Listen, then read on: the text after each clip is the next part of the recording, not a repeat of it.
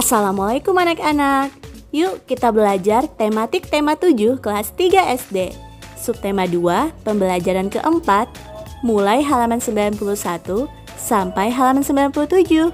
Support channel ini terus ya.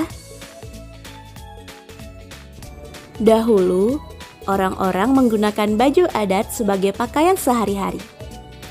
Saat ini, jenis pakaian sangat beragam. Apa sajakah itu? Mari kita pelajari. Bacalah teks berikut dengan intonasi yang tepat. Jenis-jenis pakaian. Lani sedang mengamati pakaiannya. Ternyata ia memiliki banyak jenis pakaian. Ada pakaian yang ia gunakan sehari-hari. Ada juga pakaian yang ia gunakan pada waktu tertentu. Salah satu jenis pakaian Lani adalah seragam sekolah. Lani mengenakan seragam saat pergi ke sekolah. Teman-teman Lani juga mengenakan seragam saat ke sekolah. Mereka mengenakan seragam sesuai jadwal. Sepulang sekolah, Lani mengganti baju seragamnya dengan pakaian rumah. Lani memiliki beberapa jenis pakaian rumah. Lani mengenakan kaos, celana selutut, atau rok saat di rumah. Lani juga memiliki beberapa baju yang digunakan saat tidur. Lani memiliki baju yang dipakai untuk berolahraga. Lani mengenakan baju olahraga yang sesuai dengan ukuran tubuhnya. Bahan baju olahraga Lani mudah menyerap keringat. Lani dapat bergerak bebas dengan baju olahraganya. Lani memiliki beberapa baju yang digunakan untuk waktu tertentu. Ada baju hangat yang digunakan saat udara dingin. Ada juga gaun yang biasa digunakan saat pergi ke pesta. Lani bersyukur memiliki cukup pakaian. Ia teringat orang zaman dahulu yang hanya memiliki satu jenis pakaian. Lani menyayangi semua pakaiannya. Ia memakainya dengan hati-hati agar tidak cepat rusak. Amati teks jenis-jenis pakaian. Lalu carilah informasi dari setiap paragraf dengan cara memberi garis bawah pada setiap kalimat pertama di setiap paragraf. Seperti ini ya. Nah, setelah diberi garis bawah, maka kita lebih mudah untuk menuliskan informasinya. Pada paragraf 1, informasinya adalah Lani sedang mengamati pakaiannya. Informasi paragraf 2, salah satu jenis pakaian Lani adalah seragam sekolah.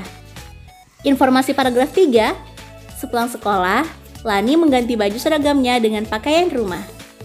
Informasi paragraf 4, Lani memiliki baju yang dipakai untuk berolahraga. Informasi paragraf 5, Lani memiliki beberapa baju yang digunakan untuk waktu tertentu. Dan informasi paragraf 6, Lani bersyukur memiliki cukup pakaian. Berikut ini adalah beberapa jenis pakaian beserta contohnya. Yang pertama, pakaian sekolah. Contohnya seragam putih-putih dan batik.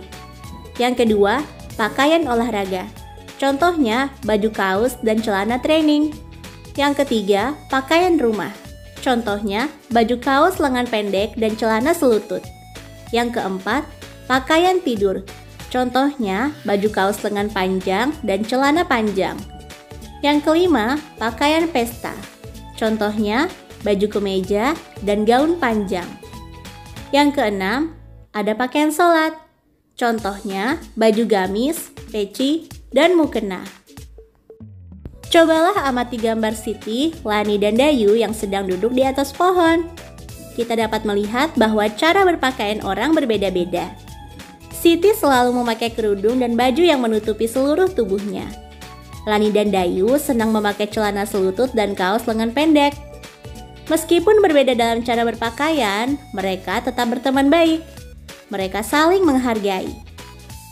Adapun manfaat saling menghargai perbedaan yaitu agar kita dapat selalu hidup rukun dan damai dengan berteman baik.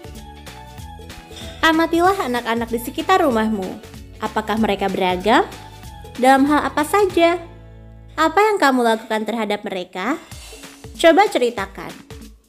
Nah, berikut ini adalah ceritaku tentang anak-anak di sekitar rumahku. Anak-anak di sekitar rumahku beragam. Beragam dalam hal kebiasaan, pakaian, hingga tempat tinggal. Meskipun beragam dalam banyak hal, aku tetap menghargai dan berteman baik dengan mereka. Kita semua selalu menjaga kerukunan dengan saling menghargai. Manusia tidak hanya beragam dari pakaian yang dipakai, tetapi tempat tinggal manusia juga beragam. Ada yang tinggal di tengah kota dan ada yang di desa. Sebagian teman-temanmu ada yang hidup di tepi sungai. Mereka pandai berenang. Mereka pandai meluncur di dalam air. Ingatkah kamu saat berlatih gerakan meluncur di dalam air? Gerakan meluncur dalam air harus lurus dan seimbang. Amati kembali pelajaran tentang gerakan meluncur. Apa saja yang dilakukan saat meluncur di air? Pertama, posisi berdiri membelakangi dinding dan kaki menempel ke pinggir kolam. Kedua, angkat lengan lurus ke atas dan ibu jari menempel. Ketiga, ambil napas dalam-dalam, condongkan tubuh ke depan.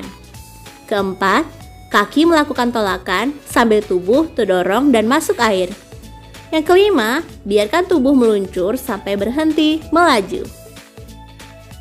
Setelah kita mempelajari berbagai jenis pakaian, sekarang coba sebutkan 3 jenis pakaian. Jawab di kolom komentar ya, Ibu tunggu.